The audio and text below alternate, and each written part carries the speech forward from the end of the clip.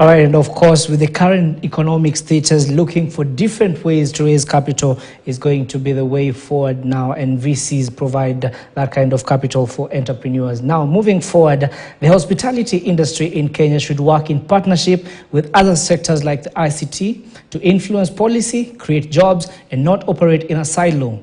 This is according to Prime Cabinet Secretary Musalia Mudavadi, who was speaking during the Africa Hospitality Investment Forum that has brought together players from across the globe. If we are going to talk about African hospitality and the investment, we must critically engage with the policymakers in our respective countries so that we can change that and be able to attract the kind of foreign injection that we need to grow our numbers and to grow our space in our country, the number of beds that we need and so forth. You should not look at yourselves as only influencing tourist or tourism or hospitality policies. Look at yourself holistically. You must be able to influence other things. You must be able to influence policies around security. You must be able to influence policies around the financing of the country and how they bring out their rules. In terms of looking at what taxation measures that a government is bringing in at the end of the day, you have to critically examine this. So look at the hospitality industry not in a silo approach, but look at it in a holistic approach.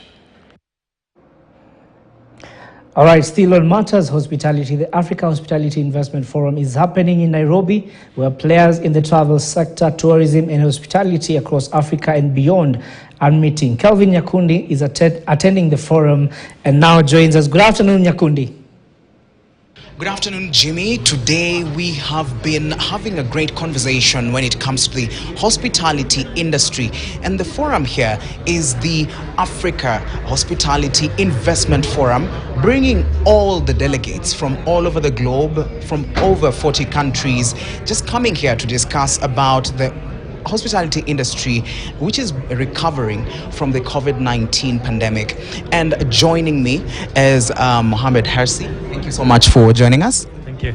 All right. Now, when we look at this forum today, bringing in all these delegates from all over the globe, what does it mean for Kenya and even Africa at large?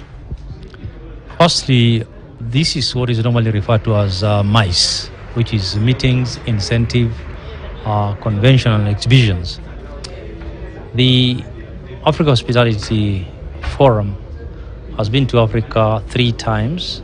The last time was in 2018, and they are back now in 2023. But they've had these forums elsewhere, in Morocco, in South Africa, also in Rwanda next door. But they've also had it outside Africa. But now that tourism industry in Africa is developing, and the subject of discussion is Africa, it's only fair and it's only right that you actually meet in Africa, because Africa has the infrastructure to receive and to host this large number of people.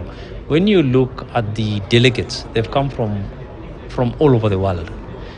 And that is very good for Kenya and East Africa, which means that we are positioning ourselves as a region. And for Kenya is even better, because we are telling the world, look here, we are open for business. We've just had elections which went very smoothly, and it's not the first time we're having smooth elections. We've had 2017 as well and 2013, and it's all looking up. So the fact that all these investors here, and these are real investors, these are people who actually put in the money.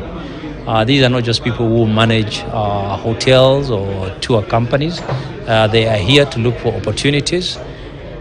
So personally, I'm very optimistic and delighted as a Kenyan and as a practitioner in the hospitality industry that Nairobi was chosen. And I believe this is one of the many times that they'll be coming back to Nairobi. The hospitality industry drivers, as we move forward, looking at the future, what are the new avenues that the industry can look at in order for them to also just contribute to the driving force of the industry? Number one, when it comes to hospitality industry, it's about the people. Kenyans, when you look at Kenyans, we are very warm people, friendly. And anybody who comes to Kenya, apart from just nature, they also fall in love with the people, because Kenyans are generally very warm and very friendly. And that is something that God has given us, and we need to treasure it.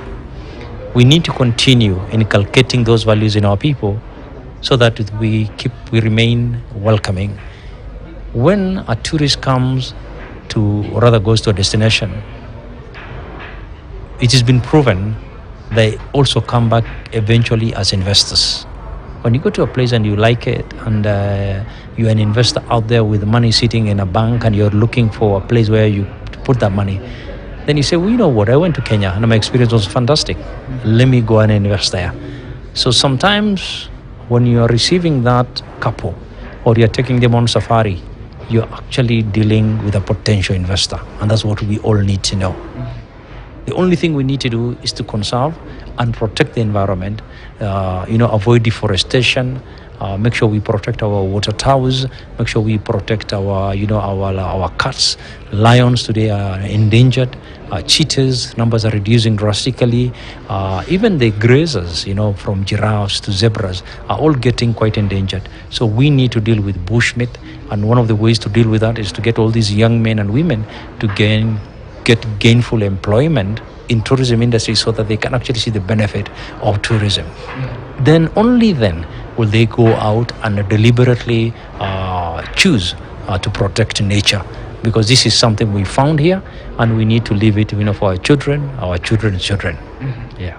All right, thank you so much for joining us. All right, there you have it, Jimmy. That is just all that we have been talking about, and that is Mohamed Hersi, who is the operations head at Pullman's Tours and Safaris Limited. And this forum is going to go on until the 14th, and it is the Africa Hospitality Industry Forum. Back to you in studio.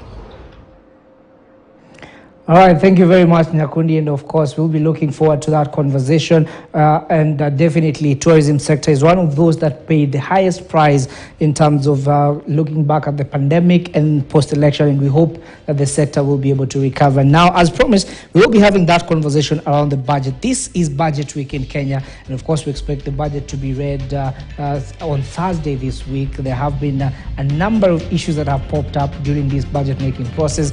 My guests are already here with me in studio. We have Anne Wangeshi from the Institute of Certified Public Accountants of Kenya, that is ISPAC, Christopher Odongo, the CEO of Wild International. So we want to take a quick break, but when we come back, we'll be getting into that conversation around the budget. What should we expect? Have we seen the worst yet, or the worst is yet to come? What should Kenyans prepare for as we wait for this budget?